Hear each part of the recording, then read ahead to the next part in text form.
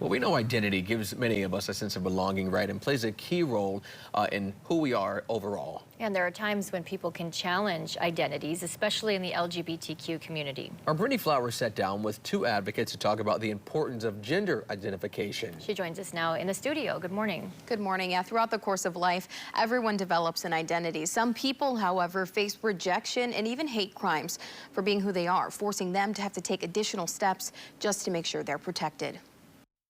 It's natural to want to be recognized for who you are. For all of us, our identity is so essential. And for most of us, our identity isn't challenged. For others, it's a constant battle.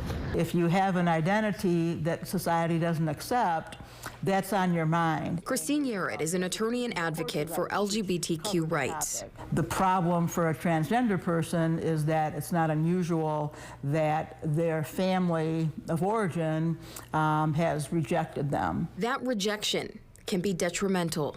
First and foremost, trans folks have a higher suicidality rate, and so I think we're talking about suicide prevention. Cassidy with the Grand Rapids Pride Center believes respecting pronouns and gender identity can play a key role in helping everyone feel accepted.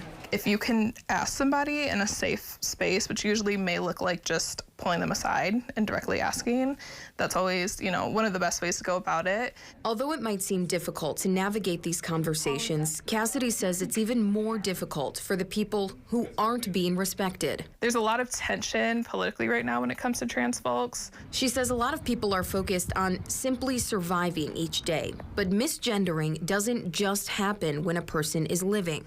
It's tough to think about death, especially when you're young. What can people do to make sure that there are protocols in place so that they are honored and respected after they pass? One thing is to do a legal name change, because that will take care of that issue as far as anybody trying to use what's called the person's dead name that they had before transition. Yarrett adds in Michigan, there's a document that can be filled out designating a funeral representative. You would say, I give this person authority to make all these decisions. And if you have that document, by law, the funeral director has to honor that. And then by law, the family cannot interfere with that. If a person feels they don't have anyone who fully accepts them, Yarrett offered some advice. There's a lot of people out there who care, beyond their personal friends and family who are accepting. You can meet people through organizations, locally, statewide, going to events like a Pride event, and then you'll see all the different people who are supportive, and then to make those connections.